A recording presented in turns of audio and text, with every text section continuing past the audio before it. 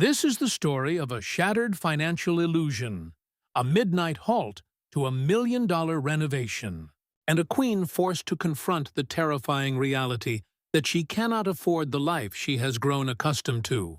In less than 24 hours, Queen Camilla's quiet attempt to siphon royal assets and secure a permanent, untouchable dynasty for her bloodline collapsed under the crushing weight of a single legal notice. What Camilla just realized behind closed doors as she watched the royal security teams and palace contractors physically pack up their equipment and abandon her family's Windsor property is a cold and devastating truth. You can wear the magnificent crown jewels, you can command the deferential bows of the aristocracy, and you can travel in heavily armored state vehicles, but in the ruthless billionaire-tier reality of the British monarchy, if your name is not on the deed, you are nothing more than a temporary guest. What this video will unpack is the hidden high-stakes financial warfare currently unfolding behind palace walls. We are going to expose the secret unauthorized property, grab Camilla, attempted in the shadows, how Prince William and the National Audit Office uncovered her sprawling paper trail, the silent, ruthless institutional retaliation that followed, and the devastating moment Camilla realized she is bankrupt of actual untouchable sovereign power. By the end of this analysis, you will understand the profound psychological difference between the illusion of absolute power and the staggering commercial desperation of a woman who has suddenly realized that the empire she thought she conquered actually belongs entirely to her stepson. To understand the magnitude of this sudden, humiliating financial collapse, we must first look at the empire Camilla believed she had meticulously constructed right up until the moment the trap snapped shut. For over 3 decades, she played the longest and most dangerous psychological game in modern royal history. She weathered the storm of global public hatred, slowly navigating her way from the deep shadows of royal scandal into the very heart of the monarchy. She successfully managed the systematic erasure of Princess Diana's legacy from the daily operations of the firm, subtly reshaping public perception. When she was finally crowned at Westminster Abbey, it felt like the ultimate validation of a lifelong strategy. She began to operate under the assumption that time and persistence had permanently erased the past, and that her absolute emotional control over King Charles made her financially and institutionally untouchable. With this perceived immunity, Camilla's confidence mutated into a profound sense of absolute entitlement. She began to push the boundaries of her position, attempting to elevate her non-royal children into the inner sanctum of the monarchy. But this grand illusion of royal life masks a very strict legal and financial reality that has always haunted her. The public sees a woman draped in priceless diamonds living in palaces that stretch for miles. But behind the dazzling public relations machinery, Camilla knows a cold, unyielding truth. She owns no sovereign land. She controls no independent crown revenues, and she holds no personal equity in the vast estates that define British royal power. Sandringham Balmoral, Buckingham Palace, and the immense billion-dollar wealth of the Duchy of Cornwall do not belong to her, nor will they ever. She possesses virtually zero sovereign wealth. This terrifying lack of actual ownership triggered a state of profound commercial desperation. Camilla knows that when King Charles is gone, her survival, her status, and her housing will depend entirely on an allowance dictated by King William V. Driven by this ticking clock, she initiated a desperate clandestine maneuver to secure permanent social and financial collateral for her bloodline. The focal point of this secret power grab was a highly desirable, historic residential property located within the heavily guarded perimeters of the Windsor estate. Operating through the opaque bureaucracy of the palace administrative offices, Camilla quietly orchestrated the signing of an unprecedented 50-year lease for this Windsor property, designating her extended family as the primary residence. But securing the lease was only the first part of the staggering exploitation of her current status. Knowing that her family could not independently afford the astronomical upkeep of a royal residence, Camilla utilized her supreme influence to quietly divert millions of pounds from the internal palace maintenance and security budgets. She effectively ordered the Crown estate to fund massive high-end interior renovations, structural upgrades, and the installation of elite security perimeters for a property occupied entirely by non-working, non-royal citizens. She assumed the sprawling bureaucracy of the Crown estate was simply too vast, and the auditors too intimidated by her title to notice this discreet siphoning of institutional funds. That was a fatal miscalculation. The modern monarchy, now heavily influenced by the fiercely protective oversight of Prince William, operates with inescapable forensic precision. William, who now controls the vast wealth of the Duchy of Cornwall, has spent years mastering the intricate legal and financial architecture of the state. He understands that the survival of the monarchy depends on strict adherence to the rules governing sovereign grants and public funding. During a comprehensive top-level review of royal property leases and discretionary spending conducted in strict coordination with the independent National Audit Office, senior accountants directly linked to the Prince of Wales flagged a massive, glaring anomaly. The hidden paper trail exposed Camilla's discreet attempt to secretly funnel royal treasury funds to subsidize her private family dynasty. To Prince William, this was not merely an administrative oversight. It was a severe breach of constitutional trust. It was a direct, calculated attempt to siphon the sovereign wealth away from the legitimate bloodline, establishing a dangerous precedent of non-royal entitlement. Furthermore, it was a direct insult to the uncomplaining sacrifice of Princess Catherine, who has spent over a decade strictly adhering to the rigorous financial boundaries of the institution. William saw this maneuver as a painful echo of the backdoor manipulation and entitlement that had plagued the monarchy during his mother's era. The intelligence quickly reached William's desk, and the reaction was not a screaming match in the corridors of the palace. It was an act of cold, silent, and absolute institutional execution. William did not leak a story to the tabloids complaining about his stepmother's spending. He weaponized the rigid, immovable machinery of property law. Working in complete alignment with the highest levels of the Crown Estate Commissioners, William executed a flawless administrative retaliation. Without a single public argument, the operational status of Camilla's family was ruthlessly reclassified. They were immediately downgraded from their protected status as VIP royal guests and legally designated as commercial tenants. This single administrative shift triggered a devastating cascade of institutional actions.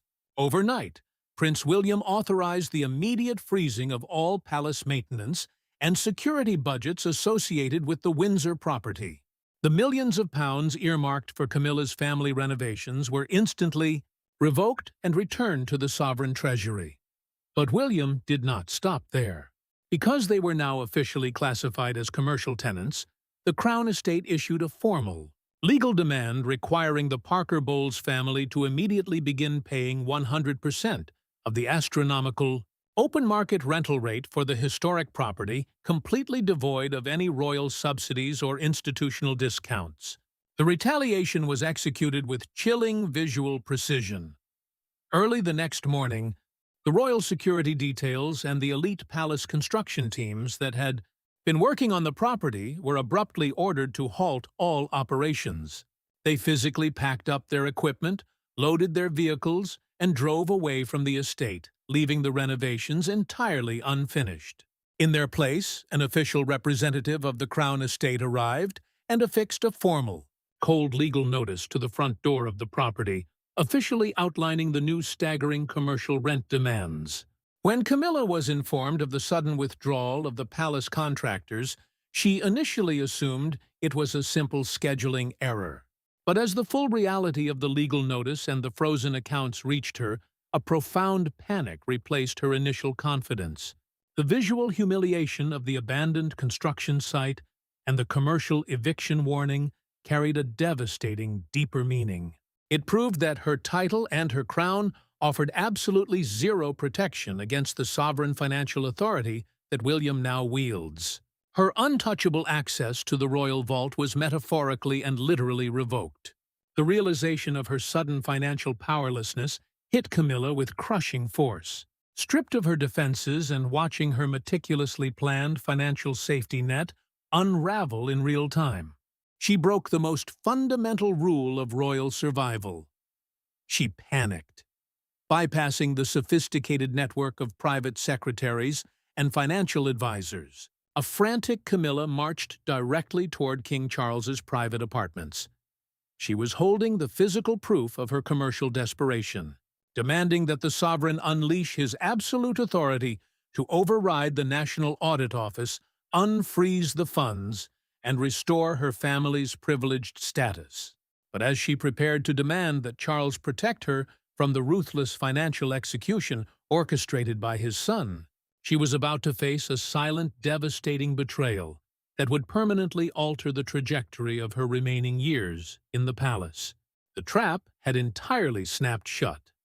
Clutching the commercial eviction warning and the frozen budget reports, Queen Camilla bypassed her entire security detail and marched directly into King Charles's private study.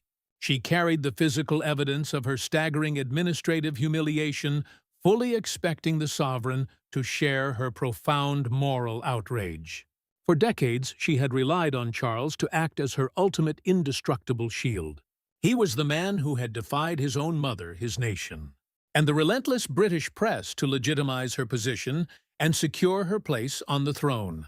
She laid the National Audit Office documents onto his antique desk, demanding that he use his sovereign pen to instantly nullify his son's directives. She demanded the immediate unfreezing of the palace maintenance funds, a fierce reprimand of the Prince of Wales, and the immediate reinstatement of her family's VIP royal status. She expected the king to unleash his absolute imperial authority to protect the illusion of her supreme power.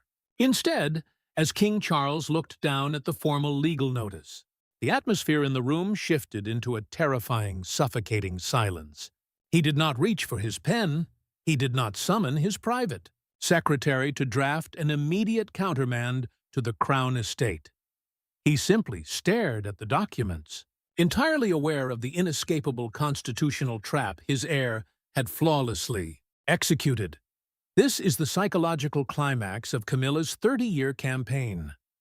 Charles realized in that singular, agonizing moment that William had not acted out of mere spite or personal grievance. He had aligned himself perfectly with the supreme financial authorities of the state. The directive was not a palace guest list update. It was a rigidly enforced property law governed by the independent National Audit Office. If Charles were to override a formal commercial lease classification to illegally funnel taxpayer-backed maintenance funds into his wife's private family, he would trigger an unprecedented financial scandal. He would be declaring war on the very constitutional integrity of the crown he is sworn to protect. Faced with the stark reality of choosing between the structural survival of his dynasty and the commercial ambitions of his wife, Charles chose the institution. His devastating silence was the ultimate domestic betrayal. That silence entirely stripped away the heavy, velvet ropes and exposed the terrifying commercial desperation hiding just beneath Camilla's royal titles. When you remove the deferential bows, the billion-dollar public relations machinery, and the historic tiaras, you uncover a brutal financial truth. Queen Camilla possesses absolutely zero sovereign wealth. She is a billionaire in optics, but entirely bankrupt in actual, untouchable institutional collateral. The sprawling, lucrative empire of the Duchy of Cornwall, which generates tens of millions of pounds annually, belongs exclusively to Prince William. The Duchy of Lancaster belongs strictly to the sovereign. The magnificent private estates of Sandringham and Balmoral, the fleets of state vehicles, the royal art collections, and the heavily guarded properties within Windsor are entirely outside her legal ownership. She is effectively an institutional tenant operating on a high-end, heavily subsidized lease that will terminate the exact moment King Charles passes away. This terrifying lack of independent ownership is precisely what drove her to quietly infiltrate the Windsor real estate portfolio. She understands that when the current reign inevitably concludes, her structural influence drops to absolute zero. She will become a dowager queen stripped of executive power and entirely dependent on a financial allowance and a housing assignment dictated solely by King William V. Her frantic, unauthorized attempt to secure a 50-year lease and funnel millions in renovations for her children was a desperate scramble to establish a permanent, publicly funded dynasty for her bloodline before her protective shield vanished. But by executing a flawless administrative reclassification, William permanently severed her ability to manufacture that legacy. He exposed the ticking clock that governs her every move, reminding her that without Charles's active protection, she cannot even afford to pay the rent on the empire she thought she controlled. Standing flawlessly in this new rigid financial order is Princess Catherine, whose quiet, unyielding discipline provides a devastating contrast to Camilla's frantic commercial maneuvering. While the Queen Consort scrambles for legal loopholes and backroom financial subsidies to secure a future for her children, the Princess of Wales has spent over a decade mastering the very institution Camilla tried to exploit. Catherine does not need to sneak her family into 50-year Windsor leases. She does not need to secretly divert palace maintenance funds to upgrade her security perimeters. Her power is absolute because it is legitimate, earned through unyielding loyalty, personal sacrifice, and her undeniable status as the mother of the future king. William's aggressive written protection of the crown's financial boundaries is in essence an aggressive protection of Catherine's future court. He is ensuring that when his wife becomes queen, she will not have to share the constitutional stage or the sovereign treasury with the opportunistic remnants of the Parker Bowles ambition. Notice the subtle, profound visual shifts that rippled through the Windsor estate in the days following the king's silence. What looked like a simple halt to a renovation project actually established an unbreakable legal precedent within the firm. The rules suddenly became uncompromising. Access codes to the highly secured private roads surrounding the Windsor property, once freely granted to Camilla's extended family, were quietly revoked and placed under the direct written authorization of the Prince of Wales's office. Small symbolic changes happened in plain sight. Moving vans, completely devoid of any royal crests or palace insignia, were quietly dispatched to clear out the remaining personal effects from the contested property. When Camilla's inner circle arrives at official state functions, now they do so not as protected royal insiders, but as private citizens severely restricted from the institutional resources they once took for granted. That detail matters. It is the forensic visual proof of shifting power. The ghost of Princess Diana, which Camilla spent 30 years trying to erase, has not just survived. It has been inherited, protected, and quietly weaponized by a son who refuses to let the core, identity, and the wealth of the Windsor family be diluted. Every time Catherine steps out into the public eye, projecting a quiet, unshakable majesty, she serves as a permanent, undeniable reminder that the true power of the monarchy cannot be borrowed, leased, or stolen through backroom administrative tricks. William is steadily closing the gates, locking down the sovereign vaults, and enforcing a strict, impenetrable boundary between the Windsor legacy and commercial opportunists. Queen Camilla may still sit on the throne, waving flawlessly from the balcony and projecting the image of a woman entirely at ease. But the absolute power she thought she wielded has been exposed as a fragile mirage. The commercial eviction notice was her ultimate institutional reckoning. It proved that in the high-stakes warfare of the British monarchy, the crown does not bend to manipulation, and the administrative ledger of the heir carries the devastating, unavoidable weight of the future. As the transition of power silently accelerates behind palace walls, the upcoming months will define the long-term survival of the monarchy. If you want to understand the real mechanisms of royal power, beyond the polished press releases and the tabloid noise, Make sure you subscribe and turn on notifications. Leave a comment below on how you think the institution will handle this permanent shift in financial protocol. Thank you for watching, and we will see you in the next breakdown.